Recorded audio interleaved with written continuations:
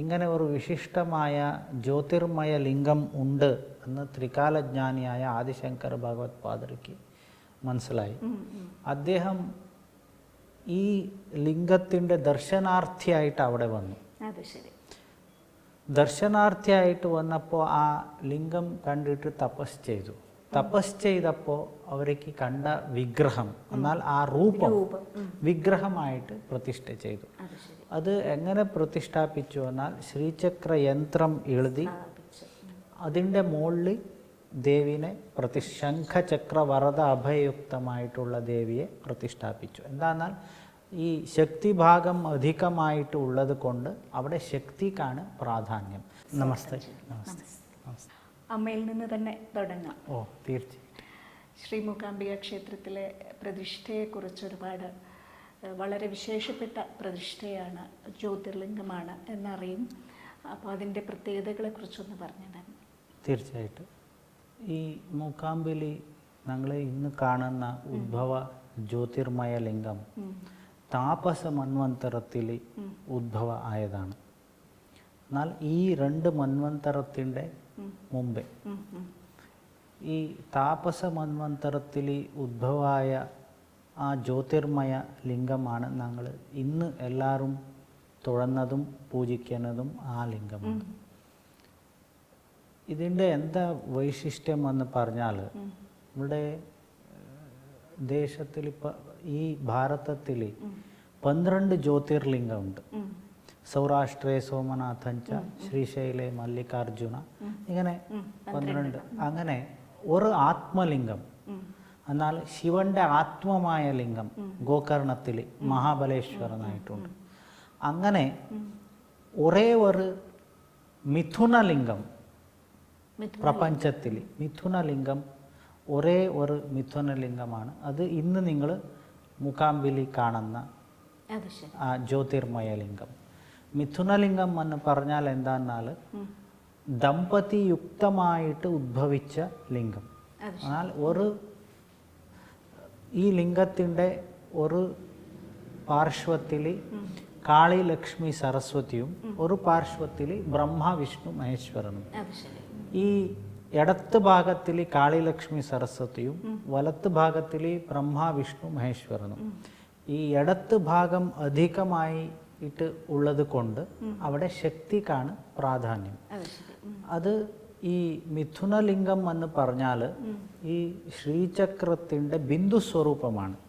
ബിന്ദു എന്നാൽ ഈ ശ്രീചക്രം നമ്മൾ കണ്ടിട്ടുണ്ടല്ലോ, അല്ലെങ്കിൽ ബിന്ദു, ത്രികോണ, വസുകോണ ഇങ്ങനെ ഉണ്ടാവും.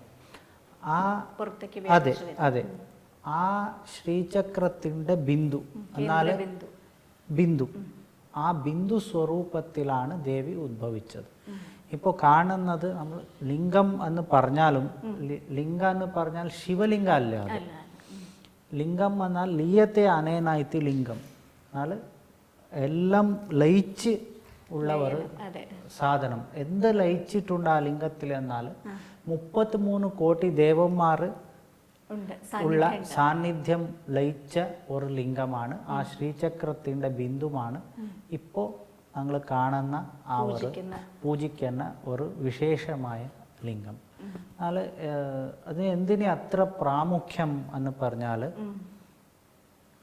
ഈ ഇടത്ത് ഭാഗ അധികമായിട്ടും ശക്തി പ്രാധാന്യമായിട്ടുള്ള ഈ ഒരു ശ്രീചക്ര ബിന്ദു പ്രപഞ്ചത്തിൽ എവിടെയും ഇല്ല. ഒരേ ഒരു സാന്നിധ്യമാണ്. അതിനാണ് സ്വർണരേഖാങ്കിതം ലിംഗം നാസ്തി നാസ്തി ജഗത്രയേ വാമഭാഗാധികം ലിംഗം ന ഭൂതോ ന ഭവിഷ്യതി. ഈ സ്വർണരേഖയുക്തമായിട്ടുള്ള ലിംഗം പ്രപഞ്ചത്തിൽ എവിടെയും ഇല്ല. അതിലും വാമഭാഗം അധികമായിട്ടുള്ള ലിംഗം ഭൂതത്തിൽ ഉണ്ടായിട്ടില്ല, ഇനി ഭവിഷ്യത്തിൽ ഉണ്ടാവാൻ പോകുന്നുമില്ല. ഒരേ ഒരു ഇതാണ്. അതിനാണ് ഈ മൂകാംബിനി അത്ര പ്രാമുഖ്യം. സ്വർണരേഖ എന്ന് പറയുന്നത് ഈ ഇടത്ത് ഭാഗം പിന്നെ വലത്ത് ഭാഗം വിഭജിക്കുന്ന ഒരു മധ്യത്തിലുള്ള സ്വർണത്തിൻ്റെ രേഖയുണ്ട്. ആ സ്വർണരേഖ ഇന്ന് പ്രാരംഭിച്ചാൽ ഇടത്ത് ഭാഗം കൂടുതലുണ്ട്, ജാസ്തിയാണ്. ജാസ്തിയുണ്ട്. വലത്ത് ഭാഗം കുറവുണ്ട്. ഈ ഒരു വിശേഷം പ്രപഞ്ചത്തിൽ എവിടെയും ഇല്ലാത്ത ഒരു ശക്തി. അതെ, അതെ, പ്രതിഷ്ഠയല്ല, അത് ഉദ്ഭവിച്ചതാണ് ജ്യോതിർലിംഗം. അതുപോലെ തന്നെ അവിടുത്തെ പൂജാവിധികൾക്കും വ്യത്യാസങ്ങളുണ്ടോ? ഉണ്ട്. എന്താന്നാൽ ഈ വിശിഷ്ടമായ ജ്യോതിർലിംഗം കാണാൻ ജഗദ്ഗുരു ആദിശങ്കര ഭഗവത്പാദർ അവരുടെ ഒരു 32 വർഷത്തിൽ അവർ ലോകം മുഴുവൻ, എന്നാൽ ഭാരതം മുഴുവൻ സഞ്ചരിച്ചു. ഭാരതം മുഴുവൻ യാത്ര ചെയ്യുമ്പോൾ അവർ കുടച്ചാദ്രി പ്രദേശത്തിൽ തപസ് ചെയ്തു. അപ്പോൾ അവർക്ക് മനസ്സിലായി ഈ കൊടച്ചാദ്രി കൊല്ലൂർ എന്ന് പറയുന്നത് രണ്ടും ഒരേ സ്ഥാനമായിരുന്നു ഒരു കാലത്തിൽ. എന്നാൽ കൊടച്ചാദ്രിയുടെ സാനുപ്രദേശമാണ്, എന്നാൽ കൊടച്ചാദ്രിയുടെ താഴെയുള്ള താഴ്വരയാണ്. ഈ പ്രദേശം ഇങ്ങനെ ഒരു വിശിഷ്ടമായ ജ്യോതിർമയ ലിംഗം ഉണ്ട് എന്ന് ത്രികാലജ്ഞാനിയായ ആദിശങ്കര ഭഗവത്പാദർക്ക് മനസ്സിലായി. അദ്ദേഹം ഈ ലിംഗത്തിൻ്റെ ദർശനാർത്ഥിയായിട്ട് അവിടെ വന്നു. ദർശനാർത്ഥിയായിട്ട് വന്നപ്പോൾ ആ ലിംഗം കണ്ടിട്ട് തപസ് ചെയ്തു. തപസ് ചെയ്തപ്പോൾ അവർക്ക് കണ്ട വിഗ്രഹം, എന്നാൽ ആ രൂപം വിഗ്രഹമായിട്ട് പ്രതിഷ്ഠ ചെയ്തു. അത് എങ്ങനെ പ്രതിഷ്ഠാപിച്ചു എന്നാൽ ശ്രീചക്ര യന്ത്രം എഴുതി അതിൻ്റെ മുകളിൽ ദേവിനെ ശംഖചക്ര വരദ അഭയയുക്തമായിട്ടുള്ള ദേവിയെ പ്രതിഷ്ഠാപിച്ചു. എന്താന്നാൽ ഈ ശക്തിഭാഗം അധികമായിട്ട് ഉള്ളത് കൊണ്ട് അവിടെ ശക്തിക്കാണ് പ്രാധാന്യം. എന്നാൽ ലോകം മുഴുവൻ ശക്തിക്കാണ് പ്രാധാന്യം. അതുകൊണ്ടാണ് ദേവീ രൂപത്തിൽ പ്രതിഷ്ഠിച്ചത്. അതെ, ആ പ്രതിഷ്ഠിച്ച വിഗ്രഹമാണ് ഇന്ന് ഞങ്ങളെല്ലാം കാണുന്നത്. ആദിശങ്കര ഭഗവത്പാദർ പ്രതിഷ്ഠിച്ച വിഗ്രഹമാണ്. പിന്നെ അദ്ദേഹം തന്നെ അതിന് ഈ നമ്മുടെ പൂജാവിധാനം അവിടെ ക്രമപ്പെടുത്തിയിട്ട് അവർ അന്ന് ക്രമപ്പെടുത്തിയ വിധി പ്രകാരമാണ് ഇന്ന് പൂജാതി കാര്യങ്ങൾ നടക്കുന്നത്. വ്യത്യാസങ്ങളൊന്നും വന്നിട്ടില്ല. ഇല്ല, ഇല്ല, ഇല്ല. അന്ന് മുതൽ പരിഷ്കാരങ്ങളൊന്നും ഒന്നുമില്ല. അന്ന് മുതൽ ഇന്ന് വരെ അദ്ദേഹം നിശ്ചയിച്ച ഒരു സങ്കല്പത്തിലാണ് ദേവിയുടെ പൂജാ കാര്യങ്ങൾ നടക്കുന്നത്. അത് ഇന്ന് വരെ ഒരു ഫാമിലി, നമ്മൾ 4 ആള്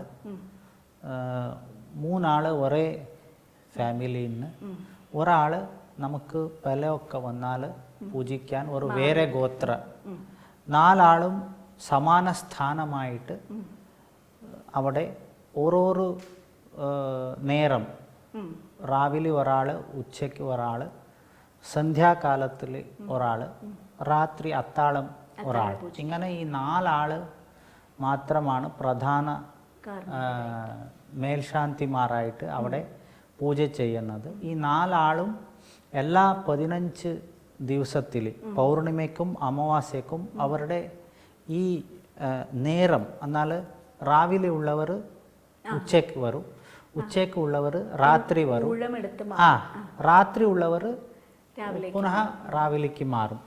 ഇങ്ങനെ റൊട്ടേഷൻ, ആ ഉള്ള 3 ആൾ തന്നെ റൊട്ടേഷൻ ആവും. സന്ധ്യയ്ക്ക് പൂജ ചെയ്യുന്ന മേൽശാന്തി സന്ധ്യയ്ക്ക് തന്നെ പൂജ ചെയ്യും. അങ്ങനെ ഇല്ല, അങ്ങനെ ഒരു ഏർപ്പാടാണ്. എന്നാൽ നമുക്ക് പലയൊക്കെ വന്നാൽ എല്ലാവർക്കും വരും. അപ്പോൾ ഒരാൾക്ക് വരില്ല. ഈ സന്ധ്യയ്ക്ക് പൂജ ചെയ്യുന്ന മേൽശാന്തിക്ക് അവർ നമ്മളുടെ വേറെ ഗോത്രമാണ്. അപ്പോൾ അവർ ഈ എല്ലാ പൂജയും നമുക്ക് പല വന്നപ്പോൾ അവർ ചെയ്യും. അങ്ങനെ ഈ 4 ആൾ മാത്രമാണ് പ്രധാനമായിട്ട് ഒരേ ഒരു സ്ഥാനത്തിൽ ഇന്ന് വരെ ചെയ്തു കൊണ്ടുവന്നത്. അപ്പോൾ ഈ 4 നേരങ്ങളിലും അവിടെ സങ്കല്പത്തിൽ വ്യത്യാസമുണ്ടോ? ഇല്ല. അവിടെ മഹാകാളി, മഹാലക്ഷ്മി, മഹാസരസ്വതി, ശ്രീചക്രത്തിൻ്റെ ബിന്ദുസ്വരൂപമായിട്ടുള്ള മൂകാംബിക, ഇതാണ് സങ്കല്പം. 3-4 നേരം ഈ സങ്കല്പത്തിലാണ് പൂജ നടക്കുന്നത്. അതെ, ഈ 3 സാന്നിധ്യങ്ങളും കൂടി ഉള്ളപ്പോഴാണോ ഈ ചണ്ഡിക എന്ന് പറയുന്നത്?